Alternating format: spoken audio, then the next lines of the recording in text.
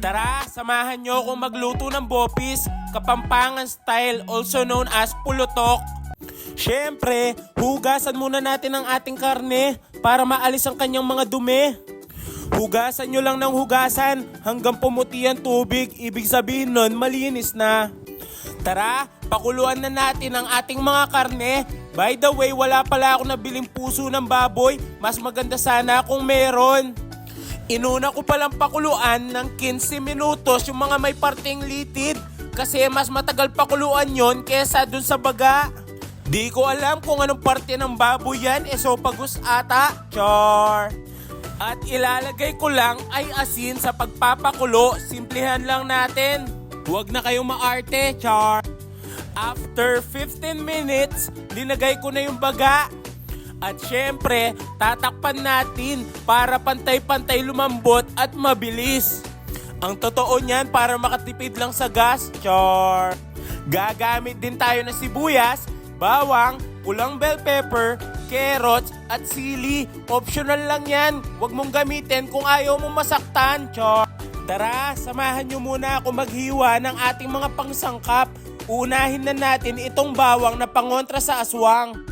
At syempre, ang lagi niyang kasama, ang sibuyas na pinapapak ng mga Arabo at ginagawang mansanas. Char! Lagi niyong tandaan, mag-ingat sa paghihiwa. Hiwain na din natin itong carrots. Pampalinaw daw ito ng ilong. Char! Simple lang ito, pahaba lang ang hiwa. Ito namang bell pepper, may dala itong bango at aroma. Ito kahit anong gusto mong hiwa, kahit papuso pa. Char! Gayatin na din natin itong sili. Nakakagana itong kumain at nakakabawas sa mga pumupulutan. Char! Ayan, ganyang hiwa lang ang ating kailangan para sa ating bopis.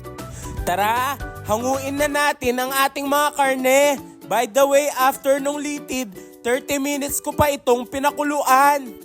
Para kahit yung lola mong hindi na nagre-regla, makakain pa din niya. Char! Ako na lang pala ang manghihiwa sa ating karne para sure na malinis. Tara, gayatin na natin ang ating mga karne. Kahit na mainit, di na tayo nasasaktan. Alam nyo na kung bakit. Char! Tignan nyo naman, saktong-sakto ang lambot ng ating karne. Kahit hindi nyo nanguyain, agad nang lunukin. Char! Ayan, ganyan hiwa lang ang aking ginawa. Pwede nyo din itong liitin or lakihan pa, gawin yung pang minudo. Char! Tara, umpisahan na natin ang pagluluto. Sindihan na natin ang ating kalang upang uminit na ang ating kawali. Pag mainit na, lagyan mo na ito ng mantika. Inuna ko palang linagay ang wangba kasi gusto ko sa aking bopis medyo garlicky flavor. Hintayin lang natin itong mag light brown para pumasok yung flavor sa ating mantika bago natin ilagay ang ating sibuyas.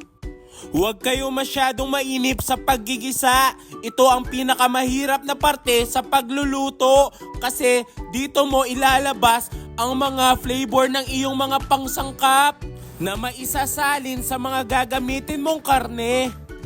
Ayan, ilalagay na natin ang ating sibuyas. Sabay na nating halu-haluin para magpantay-pantay ang pagkakaluto. At para hindi masunog ang ating ginigisa, hintayin nyo lang ng konting lumambot ang sibuyas. By the way, sa aking paggigisa, nakaka 400 akong halo ng aking sandok. Char! Ayan, gisang-gisa na ang ating wangba at sibuyas. Pwede na nating ilagay ang ating mga karne. Isabay-sabay na nating ilagay yung litid at baga kasi parehas na yan ng lambot. At hahaluin ko pa ito ng 3 hanggang 5 minuto para maalis ang kanyang lansa. Medium high pala ang aking apoy niyan. Huwag kayong matakot na ito'y masunog. Basta, huwag kayong hihintong maghalo. Tapos, lalagyan din natin ito ng patis pampalansa kasi inalis natin kanina. Char! Para ito mabigyan na ng konting lasa. At lalagyan na din natin ito ng tapa mints. Para ang lasa hindi bitin, char. Haluin mo lang ng haluin hanggang lumambot ang iyong sandok, char. Ganito talaga ang pagluluto ng bopis para pantay-pantay ang lasa. Ilagay na din natin ang bell pepper at ang siling pula. Kung di kayo sanay, huwag niyong masyadong damihin ng sili. Masakit magkaalmoranas, char. Isa pala ito sa mga paborito kong ulam. Kahit yung rice cooker ng kapitbahay, matataob ko, char. Lagyan din natin ito ng magic sarap para magkaroon lalo ng magic. Kala nyo sarap, no? Char. Sabay, halo na naman ng halo. Nakakapagod na. Char. Pag medyo dumidikit na ang iyong mga karne, lagyan mo na ito ng suka. Kahit anong brand pala ng suka, basta dato puti. Char. Baka naman. Tapos, wag nyo munang haluin. Kasi baka mapagalitan kayo ng mga matatanda. Char.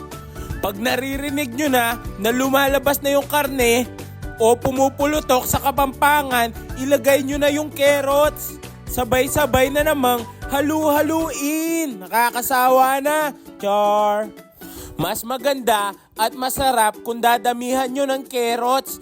Hindi ko lang dinamihan kasi ako lang mag-isa. Nakalimutan ko palang lagyan ng daon ng laurel pero ilalagay pa rin natin. Pag medyo tumutuyo-tuyo na, lagyan mo ulit ito ng mantika, pampakolesterol. Pero nasa sa inyo pa rin yon. Ito ang pagluluto ni Bokyo. Kung gagayahin nyo kung paano ko magluto, sigurado itong masarap. Medyo hindi masyadong health conscious kasi si Bokyo. Kasi doon sa dating bahay namin, yung harapan namin, health conscious siya masyado. Ayun, nasagasaan ng truck. Char.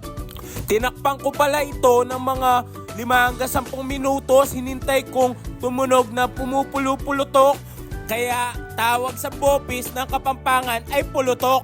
Ayan, tignan nyo naman. Ang sumabing hindi ito masarap, papatayin ko. Char. Pakinggan nyo muna itong pumupulupulutok.